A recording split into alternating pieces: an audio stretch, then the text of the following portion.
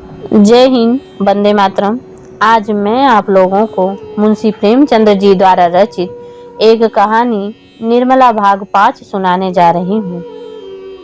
एक दिन अपने प्रगाढ़ प्रणय का सबल प्रमाण देने के बाद मुंशी तोताराम को आशा हुई थी कि निर्मला के मर्म स्थल पर मेरा सिक्का जम जाएगा, लेकिन उनकी यह आशा लेश मात्र भी पूरी न हुई, बल्कि पहले तो वह कभी कभी उनसे हंसकर बोला भी करती थी। अब बच्चों ही के लालन पालन में व्यस्त रहने लगी। जब घर आते बच्चों को उसके पास बैठा पाते, कभी देख दे कि उन्हें नहला रही है, कभी कपड़े पहना रही है, कभी कोई खेल खिला रही है और कभी कहानी सुना रही है। निर्मला का तृषित हृदय प्रणय की ओर से निराश होकर इस अवलंब ही को गनीमत समझने लगा। बच्चों के साथ हंसने बोलने में उसकी मात्र कल्पना तृप्त होती थी। पति के साथ हंसने बोलने में उसे जो संकोच और अरुचि उठा, जो अनिच्छा होती थी, यहाँ तक कि वह उठकर भाग जाना चाहती थी। उसके बदले बालकों के सच्चे सरल स्नेह से चित्त प्रसन्न हो जाता था। पहले मानसाराम उसके पास आते हुए झिझकता था, लेकिन मानसिक विकास में 5 साल छोटा था। हॉकी और फुटबॉल ही उसका सारा संसार था। उसकी कल्पनाओं का मुक्त क्षेत्र तथा उनकी कामनाओं का हरा भरा बाग था। इकहरे बदन, छरहरा, सुंदर, हंसमुख, लज्जाशील बालक था, जिसका घर से केवल भोजन का नाता था। बाकी सारे दिन न जाने कहाँ घूमा करता था। निर्मला उसके मुंह से खेल की बातें सुनकर थोड़ी देर के लिए अपनी चिंताओं की बातें भूल जाती थी और चाहती थी एक बार फिर वही दिन आ जाते जब वह गुड़िया खेलती और उसका ब्याह रचाया करती थी, और जिसे अभी बहुत ही थोड़े दिन गुजरे थे। मुंशी तोताराम अन्य एकांत सेवी मनुष्यों की भांति विषयी जीव थे। कुछ दिनों तो वह निर्मला को सैर तमाशे दिखाते रहे, लेकिन जब देखा कि इसका कुछ फल नहीं मिल रहा, तो फिर एकांत सेवन करने लगे। दिन भर कठिन मानसिक परिश्रम के बाद उनका चित्त आमोद प्रमोद के लिए लालायित होता रहता, लेकिन जब अपनी विनोद वाटिका में प्रवेश करते और उसके फूलों को मुरझाया, पौधों को सूखा और क्यारियों से धूल उड़ती हुई देखी, तो उनका जी चाहता क्यों न इस वाटिका को उजाड़ दूं। निर्मला उनसे क्यों विरक्त रहती है, इसका रहस्य उनकी समझ में न आता था। दंपत्य शास्त्र के सारे मंत्रों की परीक्षा कर चुके थे, पर मनोरथ पूरा न हुआ। अब क्या करना चाहिए यह उनकी समझ में नहीं आता था। एक दिन वह इस चिंता में बैठे हुए थे कि उनके सहपाठी मित्र नयन सुखराम आकर बैठ गए और मुस्कुराकर बोले, आजकल तो खूब गहरी छंती होगी, नई बीवी करके अच्छा लगता होगा। बड़े भाग्यवान हो भाई, रूठी हुई जवानी को मनाने से इससे अच्छा कोई उपाय नहीं किया। नया विवाह हो गया, यहाँ तो जिंदगी बवाल हो रही है। पत्नी जी इस बुरी तरह चिमटी हैं कि किसी तरह से पिंड ही नहीं छोड़ती। मैं तो दूसरी शादी की फिक्र में हूँ, कहीं डौल हो तो ठीक ठाक कर दो। दस्तूरी में एक दिन तुम्हें उसके हाथ के बने हुए पान खिला देंगे। तोताराम ने गंभीर भाव से कहा, कहीं ऐसी हिमाकत न कर बैठना, नहीं तो पछताओगे। लड़कियों से ही खुश रहती है, हम तो अब उसके काम के नहीं रहे। सच कहता हूँ, मैं तो शादी करके पछता रहा हूँ। बुरी बला गले पड़ गई। सोचा था 2-4 साल जिंदगी अच्छे से आराम से कटेगी। नयन सुख, तुम क्या बातें करते हो? लड़कियों को पंजे में लाना क्या मुश्किल की बात है? जरा सैर तमाशे दिखा दो, उनके रूप रंग की तारीफ कर दो, बस रंग जम जाएगा। तोताराम यह सब कुछ कर धर के हार गया। नयन अच्छा कुछ इत्र तेल फूल पत्ते चाट वाट का भी मजा चखाया। तोताराम अजी यह सब कर चुका हूँ, दंपत्ति शास्त्र के सारे मंत्रों का इम्तहान ले चुका हूँ, सब कोरे गप्पे हैं। नयन अच्छा तो अब मेरी एक सलाह मानो, जरा अपनी सूरत बनवा लो। आजकल यहाँ बिजली के डॉक्टर आए हुए हैं जो बुढ़ापे के सारे निशान मिटा देते हैं। क्या मजाल कि चेहरों पर झुर्रियाँ और सिर के बाल पका दिख जाएं। न जाने क्या जादू कर देते हैं कि आदमी का चोला ही बदल जाता है। तोताराम फीस क्या लेते हैं? नयन तो फीस तो सुना है शायद 500 रुपए। तोताराम अजी कोई पाखंडी होगा, बेवकूफ़ों को लूट रहा होगा। कोई रोगन लगाकर 2-4 दिन के बाद जरा चेहरा चिकना कर देता होगा। डॉक्टरों पर तो अपना विश्वास ही नहीं रहा। 10-5 की बात होती तो कहता जरा दिल लगी ही सही, 500 रुपए बड़ी रकम है।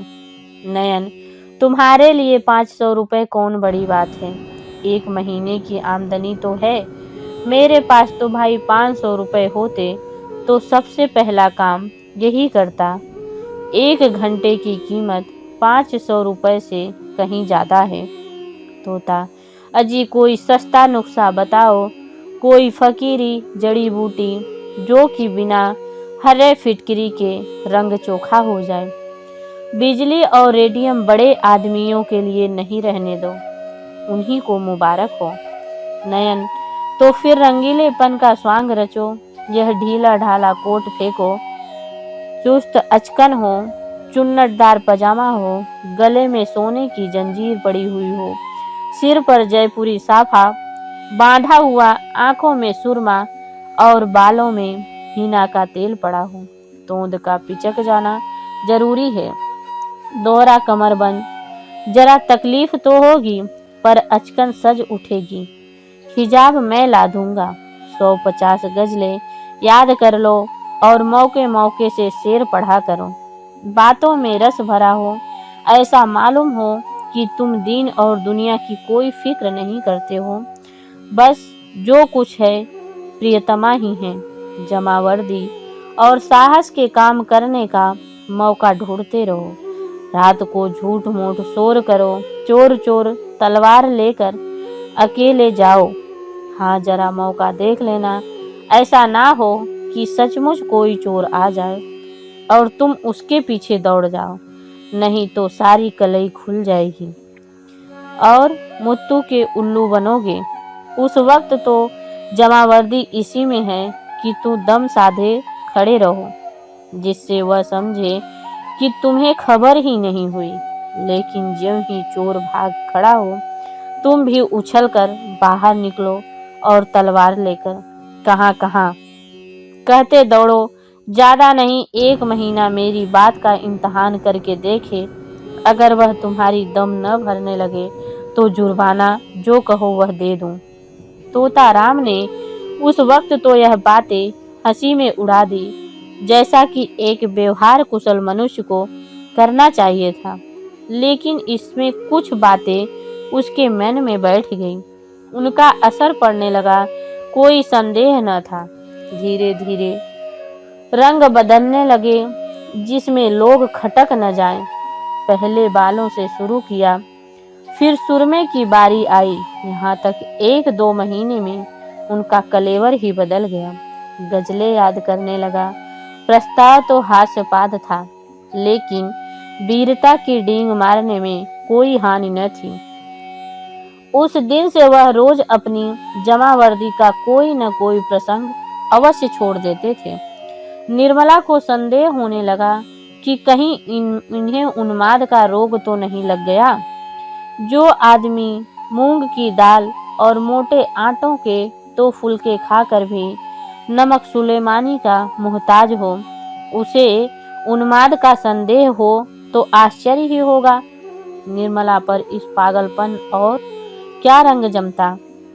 हाँ, उसने उन पर दया आने लगी क्रोध और घृणा का भाव जाता रहा।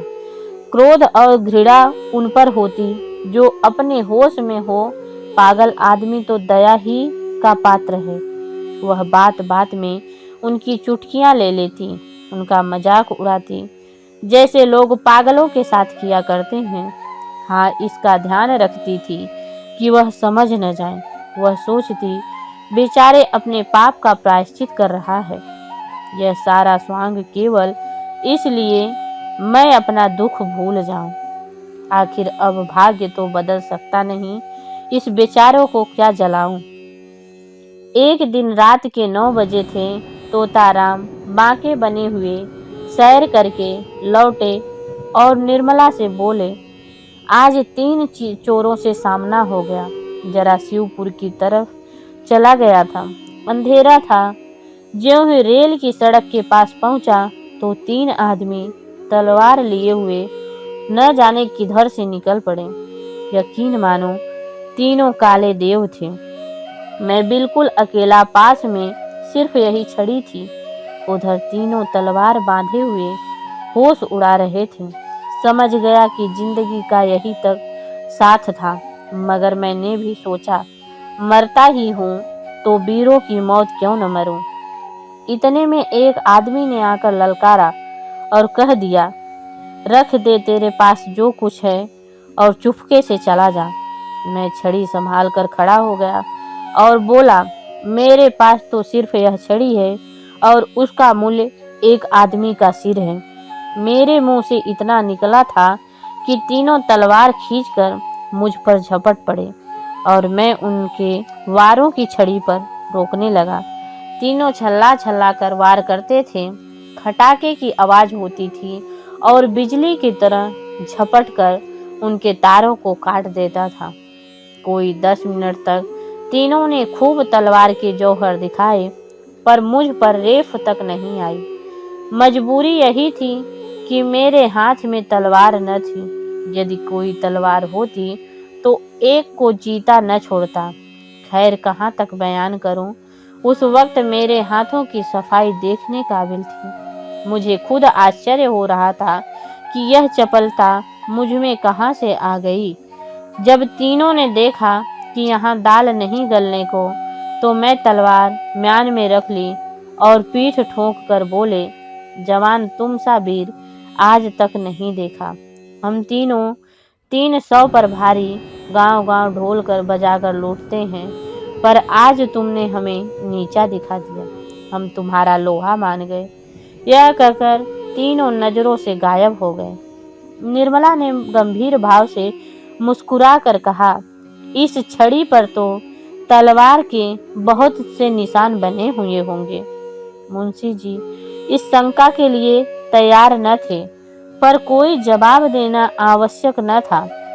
बोले, मैं वारों की बराबरी खाली कर देता तो 2-4 चोटें छड़ी पर पड़ी भी थी, उचटती हुई, जिनसे कोई निशान न पड़ सकता था।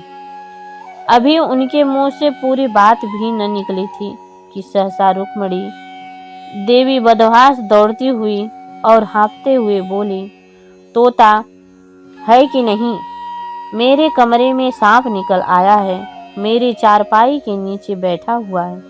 मैं उठकर भागी, कोई 2 गज का होगा। फन निकाल के फुफकार रहा है। जरा चलो, डंडा लेते चलना।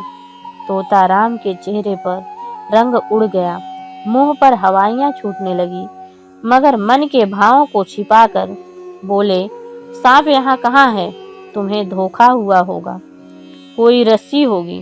रुक्मणी, अरे मैंने अपनी आंखों से देखा है, जरा चल कर देख।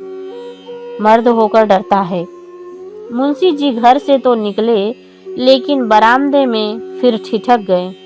उनके पांव ही न उठते थे। कलेजा धड़ धड़ कर रहा था।